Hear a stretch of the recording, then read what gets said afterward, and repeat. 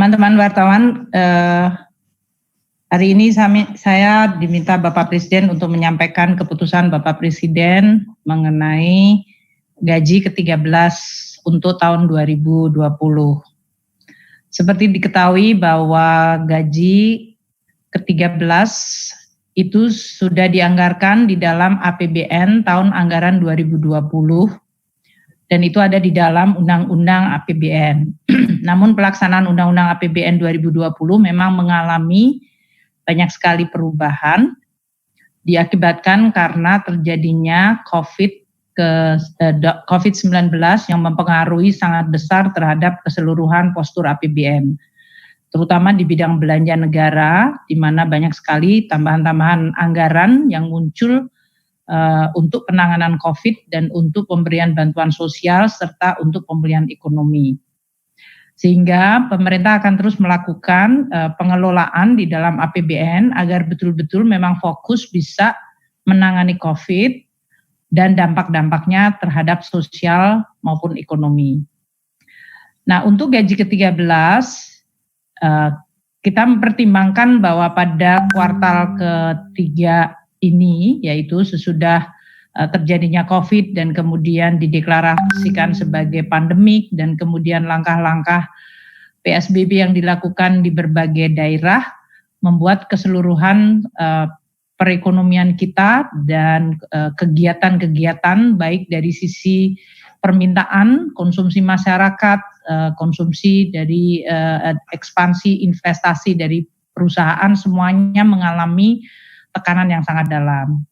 Pemerintah menganggap bahwa pelaksanaan untuk gaji ke-13 sama seperti THR bisa dilakukan untuk bisa menjadi bagian dari stimulus ekonomi atau mendukung kemampuan dari masyarakat di dalam melaksanakan kegiatan-kegiatannya, terutama ini dikaitkan dengan tahun ajaran baru dan juga dalam kondisi di mana COVID mungkin meningkatkan beberapa belanja yang dilakukan oleh ASN, TNI, Polri, dan pensiunan.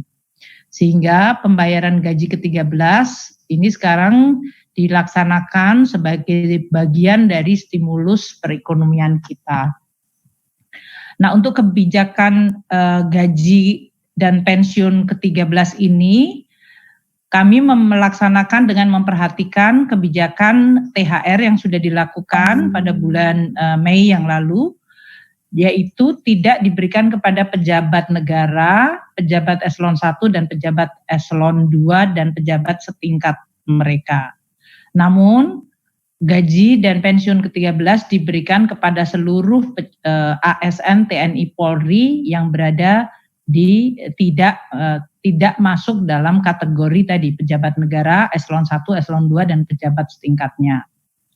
Anggaran yang disiapkan untuk pelaksanaan pembayaran gaji ke-13 ini adalah sebesar 28,5 triliun rupiah yang terdiri dari untuk APBN, ASN, untuk gaji dan tunjangan yang melekat pada gaji.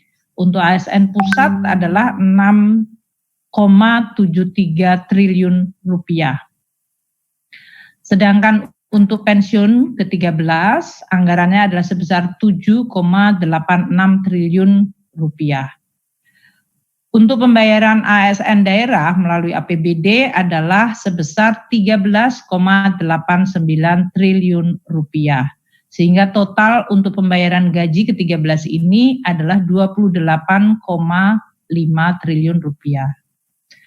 Pembayaran gaji ke-13 akan direncanakan dilakukan pada bulan Agustus 2020 dan untuk pelaksanaan ini kita akan segera mengeluarkan revisi dari regulasi-regulasi yang ada. Pemberian gaji ke-13 adalah didasarkan pada peraturan pemerintah nomor 35 2019 tentang perubahan ketiga atas PP 19 tahun 2006 tentang pemberian gaji, pensiun, dan tunjangan ke-13 untuk pegawai negeri sipil, prajurit, dan tunjangan prajurit TNI dan anggota Polri serta pejabat negara dan penerima pensiun atau tunjangan. Dan PP nomor 38 2019 tentang perubahan atas PP 24 tahun 2017 yaitu tentang pemberian penghasilan ke-13 untuk pimpinan dan pegawai non-PNS pada lembaga non-struktural. Oleh karena itu, pelaksanaan kebijakan gaji ke-13 2020 akan dilakukan dengan melakukan pengubahan pada kedua PP tersebut. Diakibatkan karena tadi yang menerima untuk tunjangan gaji ke-13 adalah mereka yang di bawah level pejabat negara eselon 1, eselon 2 dan pejabat yang setingkatnya.